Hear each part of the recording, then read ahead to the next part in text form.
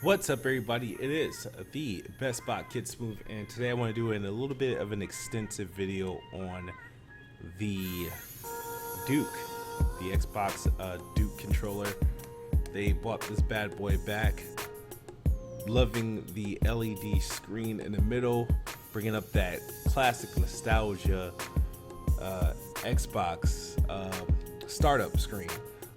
Now, I've never owned the original Xbox. That's why I felt it was like my duty to get this controller. I never owned the original Xbox. Sure, I played it. I played on a Duke before, but back then I was a younger kid, a little bit more immature than what I was now, and didn't know what to do with the thing. And I remember telling my mom, I don't want the Xbox. I want the GameCube or the PlayStation 2, and that's what I got, because mostly I was afraid of the controller, and the box was just very big and it seemed too advanced for what I was looking to do. I mean, I'm coming off of like Mario and freaking Wave Racer and Nintendo 64, stuff like that, so it took me a while to get with the program. So let's talk about the Duke for the Xbox One. Now, the crazy thing is that this button on the original Duke was not an actual button. It was just a big ass oversized logo. And even when they shrunk down the controller, it remained a logo. It was not a button at all. So what we have here is, now ever since the 360, the biggest thing about the Xbox controller since then is, with the 360, they turned it into a they turned that logo into a button. So the 360 was the first controller to have a button like that icon in the middle, and it being like your guide button. And of course, it advanced to the Xbox One controller. Now with the rebirth of the Duke, the fact that it's a button and it's an active button that does something, is not only just your guide button, but it does. I love it. I just want to pick it up and use it. It's still a button. It doesn't feel or look cheap. The controller feels good in the hands, but I gotta tell you guys, I played with it a couple games. I tried out different games. First game I put on here was Halo. I played Halo with it just to see, like, man, this controller was definitely made for Halo. And then I tried NBA Live, and I did some damage. I felt validated after doing that. Played a fighter. I played Killer Instinct with this controller, and I've been telling you guys now, this is not the controller you want to button mash with. Now, not like previous controllers of the past that will give you blisters. This ain't gonna give you no damn blister. What it's gonna do is it's gonna tighten up your wrists and your muscles. You're gonna lose feelings in your hand. So if you're not good at fighting games and all you have to do is resort to button mashing, do not use this controller, because it's gonna feel like you just fucking was pulling weights all day. That's what it's gonna feel like. I played Forza with it. I mean, it does its job, but the thing is, people gotta understand, the Xbox took the controller has took many different like reimaginations since this was the original controller. A lot of things has changed. Remember that these buttons no longer exist on the 360 and the Xbox One controller, because they were then turned into the bumpers, which to be fair, they did include the bumpers on this controller. They're just very, very small and kind of just like of a surprise there. They're right here, which is pretty cool, because I thought with them being so small and being on this angle, they're actually positioned pretty well. I mean, they're not in a way. They're reachable. You can definitely get there. You know, the buttons are there. They're not as big as your 360 versions or your Xbox One version, but for this controller, they're in perfect location. Now, my problem using the Duke is that because of these black and white buttons, because they're like ideal functional buttons now, these would be like flashlight buttons or some random shit in the OG days. But because they're functional buttons, like, it's easy to mistakenly hit these buttons. And then the thing about the Duke is that the buttons were slanted, so they don't seem like natural positions. Like the Xbox One and the Xbox 360 controllers, the buttons just felt like they're in natural positions. I feel like when I'm playing this, I feel like I have to look down to make sure I'm hitting the correct button, because the A is slightly where the B is, the X is slightly where the A is. It's even though it's not, but because it's on a slant, if they were upright and they're in normal and not slanted, they would be perfect.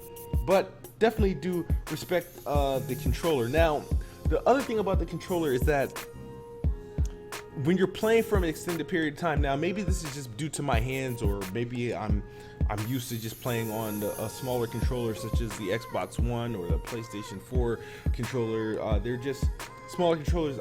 My hands feel strained after a while, so I can't use this day in or day night. I'm not going to do like a 8-hour playthrough using this controller. Like, I like to use it for fun. For some reason, this controller is very responsive. It's like super responsive. There's no lag, and I actually almost prefer it due to its responsiveness.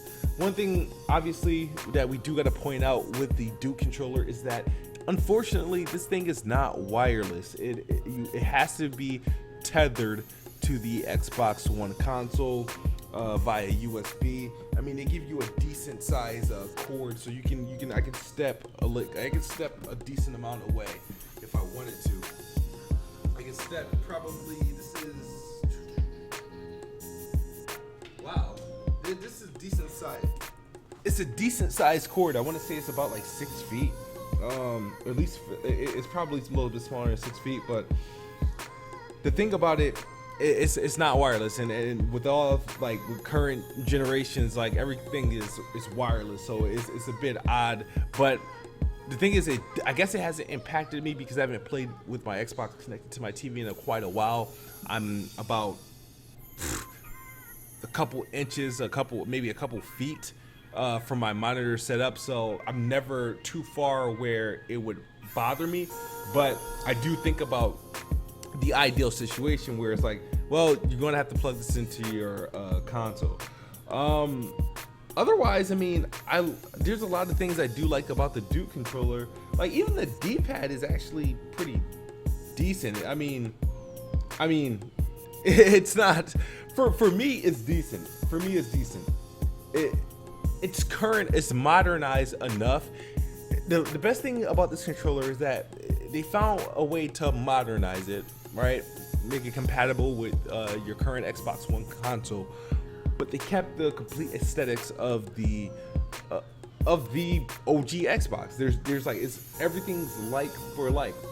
Like, of course, I mean, these could just be the start and like back buttons from the previous controller, but obviously these are the new start and select buttons, right? And these definitely, I mean, work. And when you're playing backwards compatible games, it's like, holy shit, like, wow, these holy shit, these work. I think I like the analogs better on the. I really think I like the analogs better on the Duke. I don't know why. I mean, this controller is very special. I keep it in every time I'm done with it. I put it back in this box. They give you some nice cushion for it.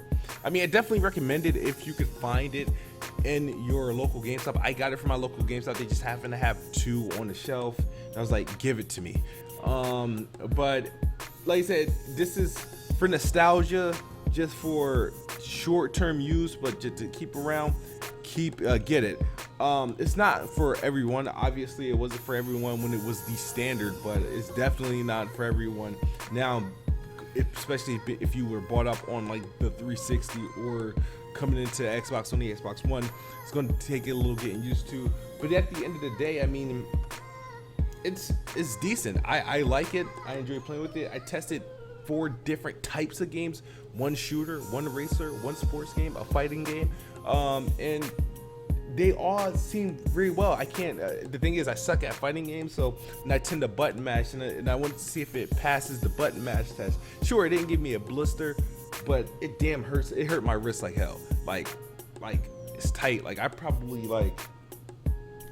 found a new workout routine But man, if I have to score this bad boy, man, the thing is getting definitely, I give it a solid 8 out of 10 because they just did. I love this button. I think that's what it is. It's this freaking button, and the fact that it is functional. It's not missing anything. It doesn't feel out of date. It's just really big. And that's my thoughts on the Xbox One Duke controller. Let me know your thoughts in the comment section below, and I'll talk to you guys later. Peace.